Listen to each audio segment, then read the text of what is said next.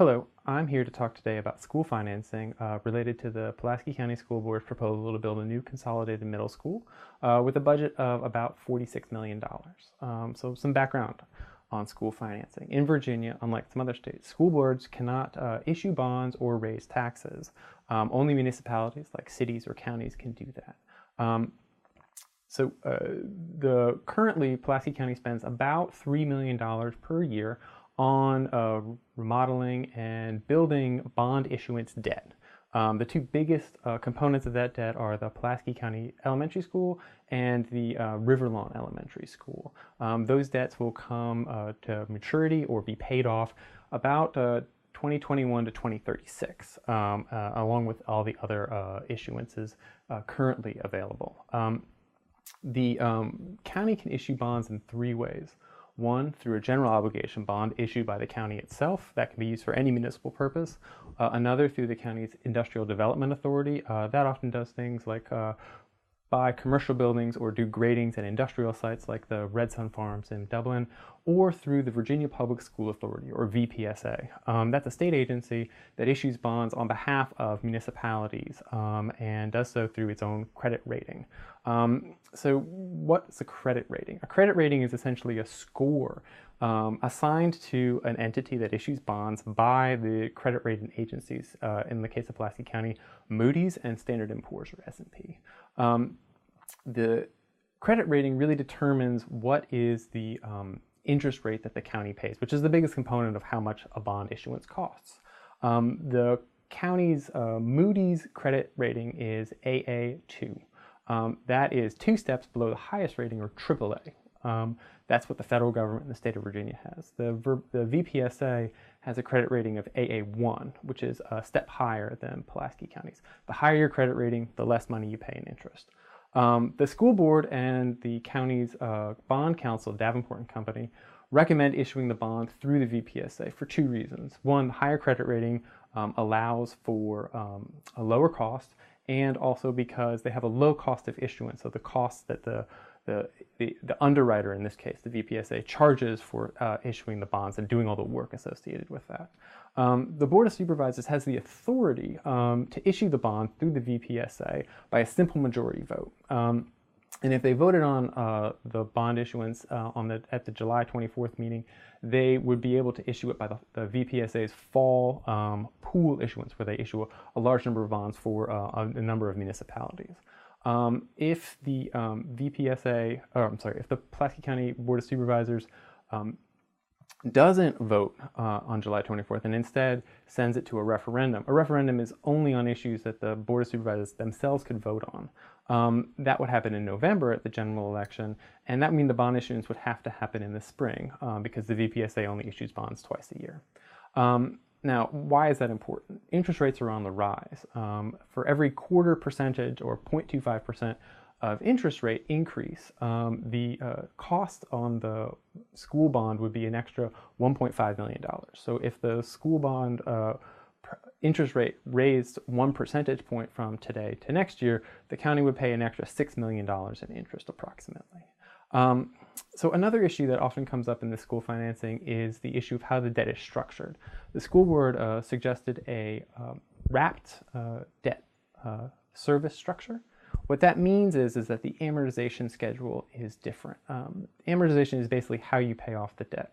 There's 2 components to any bond issuance: principal and interest. Interest is the premium you pay to the borrower to borrow the money, and the principal is paying back the money you've borrowed.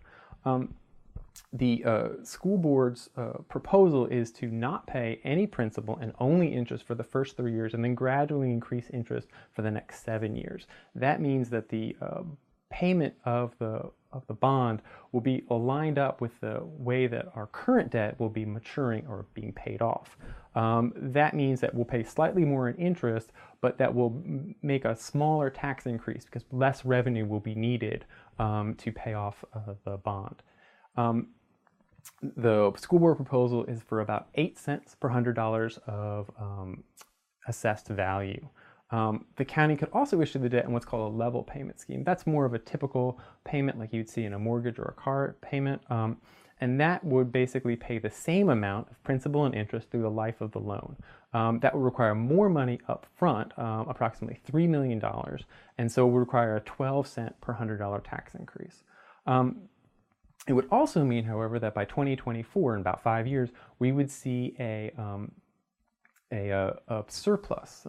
As the bonds that are currently issued being paid off, the amount of revenue would be in excess of our payments, and so we would have additional money if the tax rate remains the same for other projects.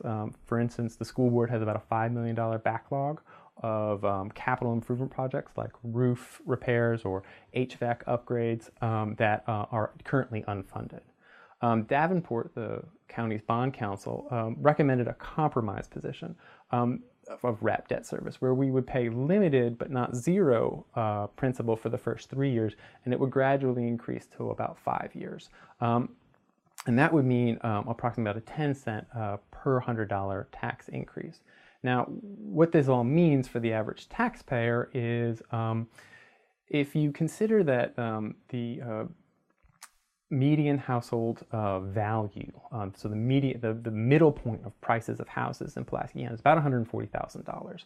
Then an 8-cent tax increase would equal about $112 per year. So you break that up at about $56 per every half year, depending on how you pay your taxes. For the 10-cent tax increase for the compromise wrap debt, that would be about $140 in additional tax per year. And for the 12-cent tax increase, that would be $168 per year. There is additional information that can be made available about how that breaks down depending on how much your house is assessed at. So these are all assumptions, of course, based on the county's current budget analysis that every penny of tax increase generates about $260,000 in additional revenue. What this means is that the additional revenue needed would be about $2 million for the wrap debt proposed by the school board, $3 million for the level debt, and about $2.5 million for the Davenport compromise position. The county has about $35 million in locally controlled revenue. That's money that the county can change the tax rate on. About $25 million of that is property tax related. Now, so one of the questions is, can the county raise revenue in another way?